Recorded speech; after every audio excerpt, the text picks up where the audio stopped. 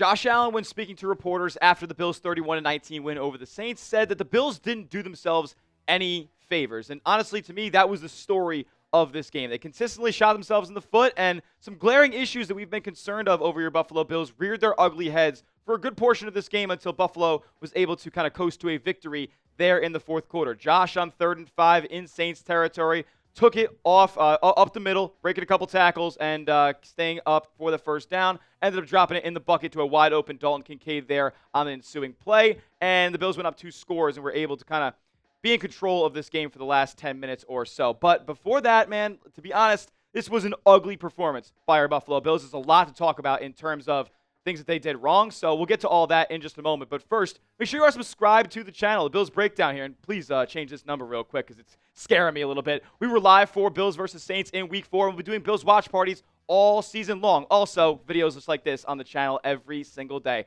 Subscribe, turn your notifications on if you want free, informative, entertaining Bills content right here on YouTube every single day. Alrighty, man.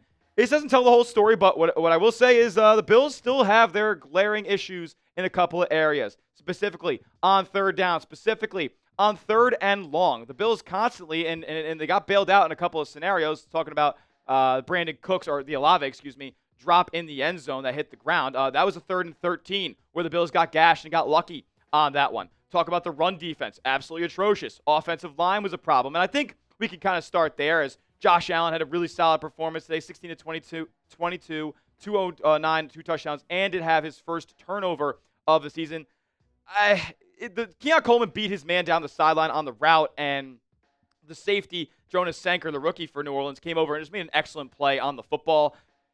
It's tough. You don't want to give giveaways to the New Orleans Saints here, but they did enough. The talent level ended up, taking over toward the end of the game, but clearly the Saints were more prepared in this game than the Bills were, and specifically on the Bills' offensive line is where I think was the source of just the sloppiness that we saw on that side of the football. Spencer Brown did not play in this game, and with Josh and him having such a great rapport on the right side of the offensive line and him, constantly being comfortable enough to roll out to the right with Spencer Brown protecting him, Ryan Vandermark took the snaps today for the Buffalo Bills, and he was not good at all. There was a couple of instances where the Bills tried to run a trick play, not a trick play, but a cute play, a little shovel pass on 4th and 2 about midfield.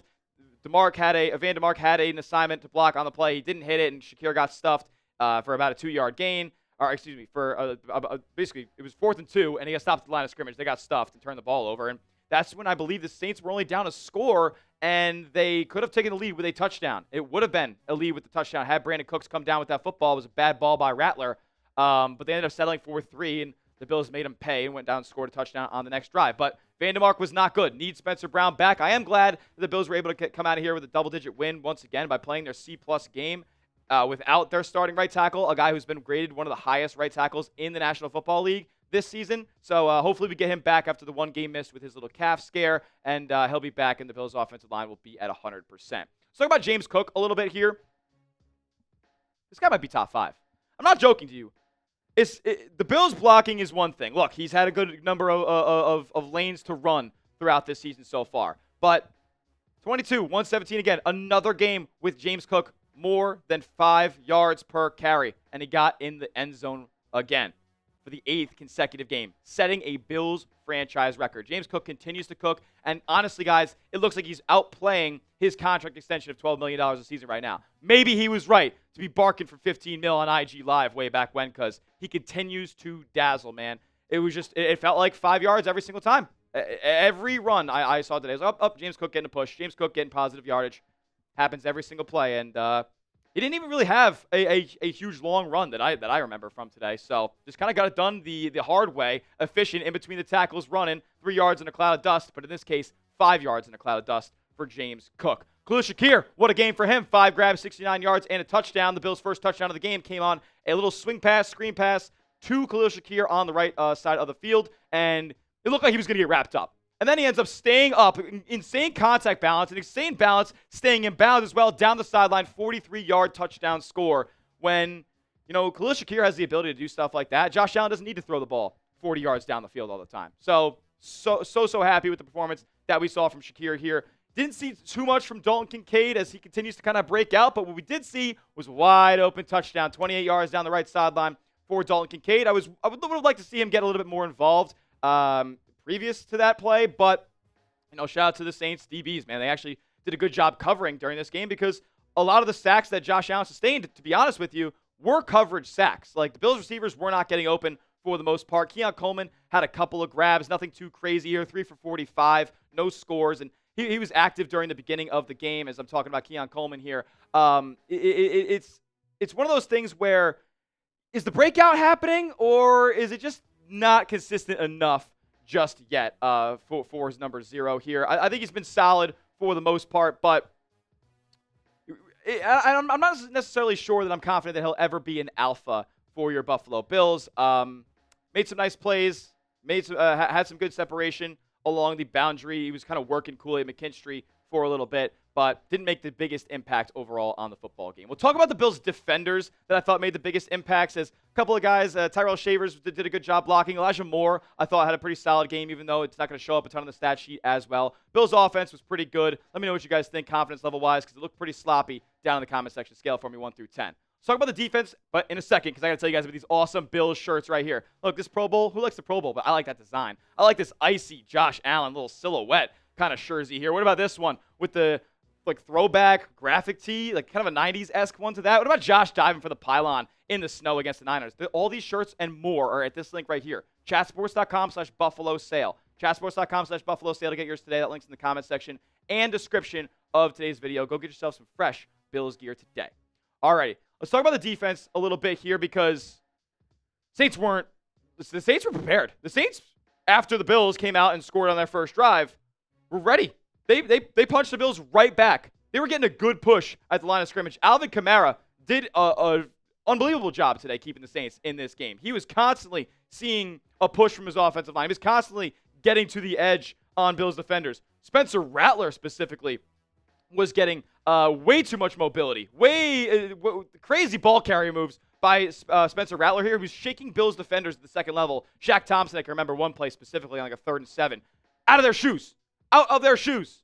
And it doesn't help when, Rattler, who was pretty mobile today, was forced to run because the Bills, they weren't playing that great a defense all around during this game. Like the coverage was not good. Trey White got pulled kind of during this game. I wouldn't say pulled because he came back in, made a couple plays, but he was being rotated in and out for Dorian Strong. He had 2 holding calls in the first quarter of this game, and whether or not those were great calls or not is kind of out of the equation. The Saints, I believe, still converted both the passes and declined both those penalties. So Trey White was pretty atrocious in coverage, and I believe that CB2 still remains a major question mark for the Bills here, with Max Harrison probably not coming back for a good while.